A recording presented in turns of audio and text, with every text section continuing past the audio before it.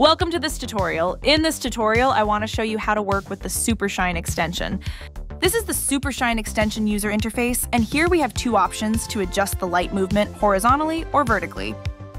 And in this part, you can see the shine type, and if you move the cursor over this part, you can see a simple preview of the final result.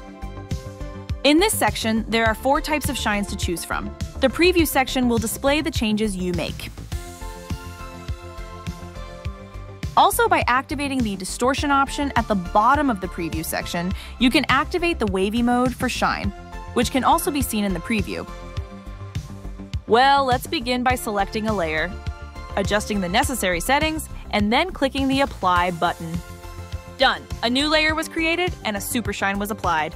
On our SuperShine layer, there are 2 markers to set the start and end time of the light movement, and we can change the time and speed of movement by moving the layer or the markers. Also, by selecting the layer and going to the Effect Controls panel, we can access the complete settings of the SuperShine that we created.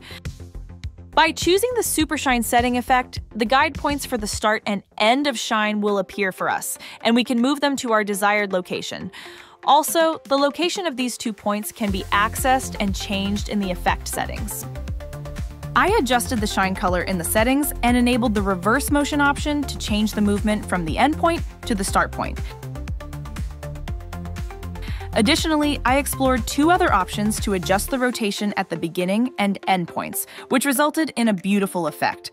It's as if the rotation changes to show the time between the start and end points.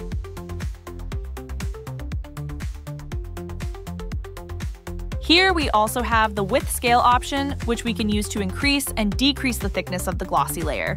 And to change the amount of skewness of the layer, here we have an option that we can change its value, in addition to the opacity option to change the transparency of the layer, and the option blur is used to soften the edges of the shine. Here's a tip. We can disable or enable guides in After Effects Space by pressing the Ctrl-Shift-H keys on Windows or Command-Shift-H keys on Mac OS. This is very useful in your work routine.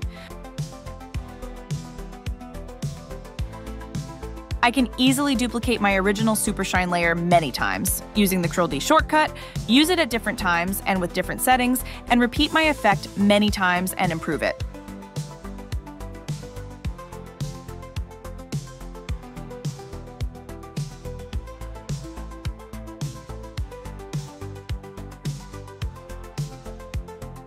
Easy and useful.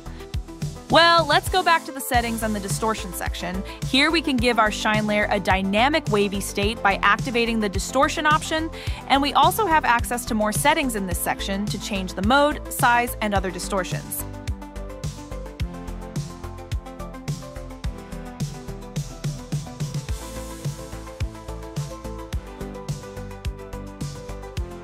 The next important option is Ease Motion, which by being active when the shine layer starts moving and when it reaches the end point, it starts and ends smoothly.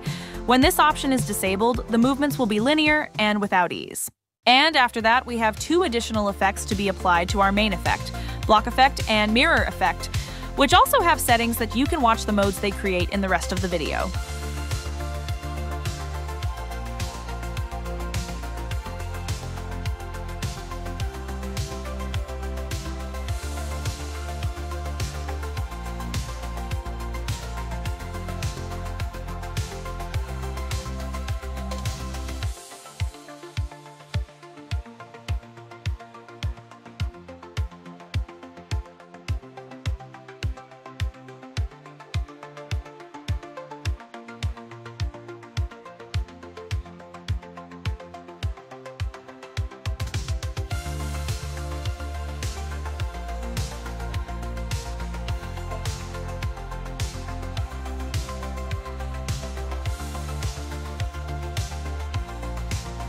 And finally, the Effect Mode option. By activating this option and applying SuperShine, the layer that is created has the feature of applying the effects you need, such as the glow effect that is applied to the layer by default. In this case, you can add other desired effects to this layer and enjoy the new results you create.